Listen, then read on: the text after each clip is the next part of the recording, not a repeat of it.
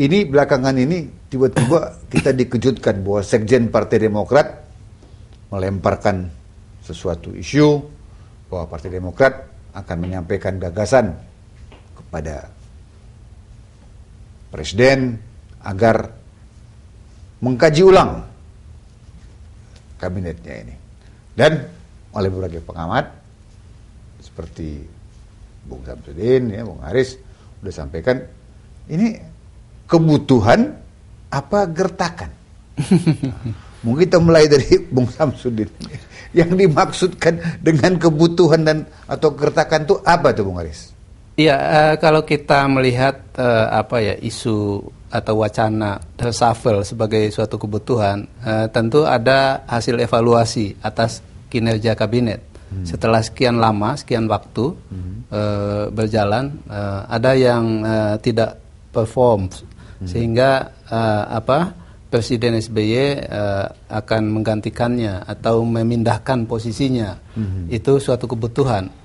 Nah, pertanyaannya adalah apakah memang saat ini ada momen untuk kebutuhan itu? Nah, saya melihatnya belum kalau di segi itu. Kenapa? Sebab pemerintahan ini baru 3 bulan.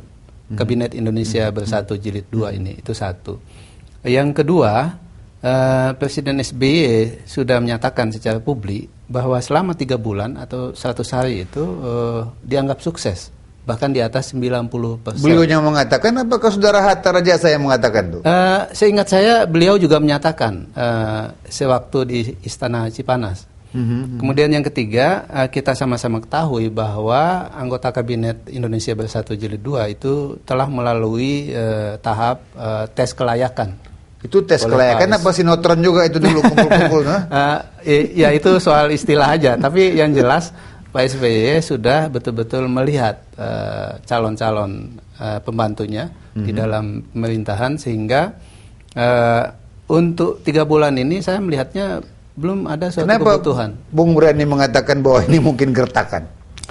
Iya, sebab ini ada hubungannya dengan meningkatnya suhu politik di pansus angket kasus Bank Senturi yang kita lihat atau kita ikuti melalui media ya, khususnya televisi, bahkan ditayangkan secara live. Nah, ini teman-teman partai politik semacam PKS, Golkar itu kan memang cukup vokal ya. Dan PKS ataupun Golkar itu kan menjadi bagian dari koalisi pendukung Presiden SBY. Nah, oleh sebab itu tampaknya teman-teman di Partai Demokrat, teman-temannya Pak Jafar tidak bisa menerima ini sebagai suatu sebagai suatu dalam tanda petik perlawanan, sehingga mestinya asumsi teman-temannya Pak Jafar itu yang namanya koalisi ya membackup lah. Ya, namanya kan backbenchers itu mestinya. Iya. Nah, ini oleh pada masyarakat ini timbul kesan bahwa ada kepentingan yang saya namakan toke-toke politik di belakangnya. Karena belum pernah dalam sejarah Republik begitu banyak orang-orang yang mendadak kaya dan memimpin partai politik. Iya, memang betul bahwa banyak sekali kepentingan baik di dalam koalisi maupun di dalam partai politik kita. Dan kepentingan-kepentingan itu memanfaatkan momentum yang kita alami sebagai demokratisasi, reformasi dan lain sebagainya ini. Ada yang memanfaatkannya untuk kepentingan individu atau kelompok dan macam-macam. Tapi itu sudah menentang hakikat reformasi jadinya tuh. Iya, sebetulnya ini sudah agak melenceng ya, agak melenceng. Makanya menjadi penting elemen-elemen civil society itu mengambil posisi untuk mengawal. Oke, Bung Jafar, apa yang dilihat oleh teman-teman Bung di sana, apa betul nih apa yang dibilang Bung Haris? Ya, kita kalau per definisi koalisi, excellency ya, Bang Dilon. Kalau kita per definisi atau yang diangkat pada waktu koalisi adalah ada 3 hal. Jadi kita berkoalisi pada waktu itu kan Partai Demokrat sudah memenangkan. Ya. Kemudian sekarang tahap berikutnya mengusung presiden. calon presiden. Nah, pada waktu itu Demokrat mendapatkan suara lebih besar daripada batas untuk mengajukan presiden, yaitu 15%. Hanya Partai Demokrat. Nah, tetapi kita melihatnya bahwa untuk lebih kuatnya ke depan, ya, pemerintahan didukung oleh eksekutif juga yang kuat, maka kita berkoalisi. Maka berkoalisilah pada waktu itu adalah PKS, PKB, P3 dan PAN. Tambah Partai Demokrat. Itu sudah 60%. Jadi maju. Nah, isinya daripada koalisi itu 3. Mendukung SBY Budiono atau menggolkan SBY Budiono menjadi presiden dan wakil presiden. Itu satu. Yang kedua adalah berkoalisi di dalam eksekutif pemerintahan, pelaksanaan pemerintahan, berkoalisi di situ. Dan yang ketiga adalah berkoalisi di dalam di legislatif. Itu memang dalam rangka apa? Untuk mensejahterakan rakyat, untuk ekonomi, untuk pengurangan kemiskinan, semua begitu. Dan itu ada ada kontrak yang ditandatangani. Tapi itu kan diperbesar tiba-tiba masuk juga yang dulu jadi lawannya. Setelah pemilihan presiden dan berhasil SBY Budiono memenangkan 60% lebih itu, kemudian masuk juga Golkar di dalam itu, dan tentunya dalam ini masuk ditandai lagi juga dengan duduknya di kabinet. Itu, Pak. Ya. Apa di pandangan Partai Demokrat dulu pertimbangan jadi dibuka lebar-lebar tangan untuk menerima Golkar padahal udah pernah berseberangan dengan? Ya, tentu di dalam itu tadi bahwa bagaimana bersama-sama ya membangun ke depan kan begitu.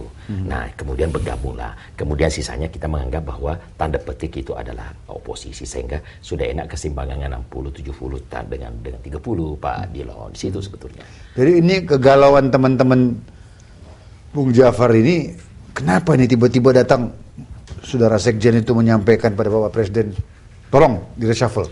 Nah, sebenarnya adalah rangkaian diskusi, rangkaian pembicaraan, ya, bahwa Presiden sebagai SBY, sebagai Presiden dan sebagai Ketua Dewan Pembina daripada Partai Demokrat, maka kita berdiskusi tentang perkembangan politik. Ya, terakhir ini dari segala aspek, termasuk Bang Senturi, termasuk demonstrasi yang membawa kerbau yang macam-macam semuanya itu, yang membakar-bakar bendera, membakar foto presiden dan lain, kita bahas semua situasi partai bagaimana dan lain.